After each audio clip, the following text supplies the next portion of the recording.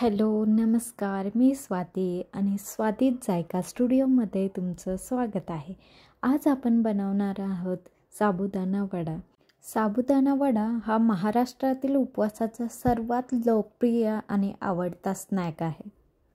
भिजलेला साबुदाणा एक 6 तास भिजवून घेतलेला आहे मी. क्रश केलेले शेंगदाणे घालते आहे. त्यानंतर मिरचीचा ठेचा, चवीपुरतं मीठ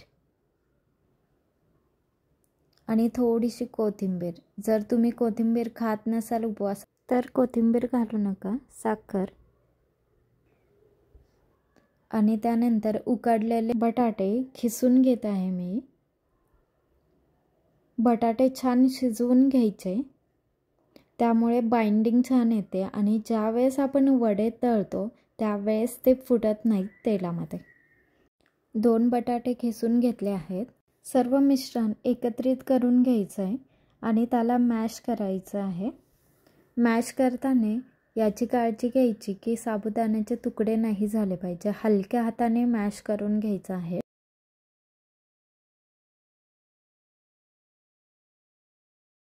सर्व मिश्रण एकत्रित झालं आहे. या स्टेजला आपण एक गोळा तयार करून बघायचा आणि तो गोळा जर चांगला जमला म्हणजे आता आपण त्याचे वडे बनवू शकतो. वडे बनवण्यासाठी थोडंसं हाताला पाणी लावून घ्यायचं आहे आणि गोल शेप करून घ्यायचा आहे. त्यानंतर हातावर घेऊन त्याला प्रेस करायचं आणि वड्याचाच आकार द्यायचा आहे आपल्याला.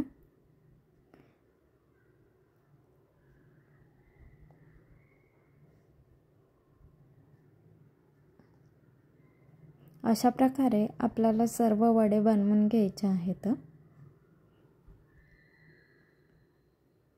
पाण्याचा हात घेतल्यामुळे त्याची बाइंडिंग छान राहते आणि वडा तळताना साबुदाणा सेपरेट होत नाही.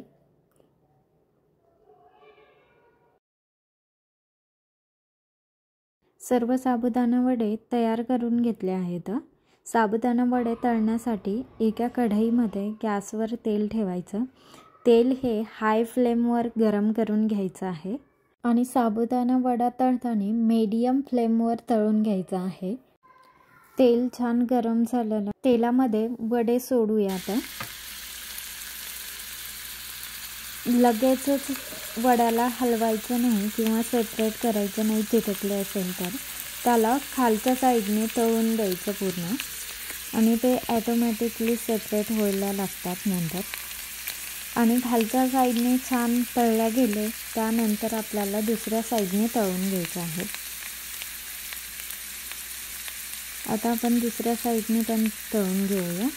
वड्याचा छान कलर बदलत आहे आणि तळल्या गेले आहेत दोन्ही पण साईडने. आपण एका प्लेटमध्ये काढून घेऊया. खूप छान फुगले पण आहेत आणि दिसत आहेत पण खूप सुंदर. अशा प्रकारे सर्व वडे तळून घेऊया.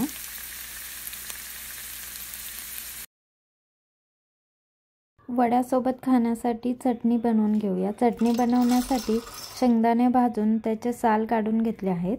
त्यानंतर खोबरं घेतलं आहे, चवीपुरतं मीठ, हिरवी मिरची आणि मिक्सरमधून फिरवून घ्यायचं आहे त्याला.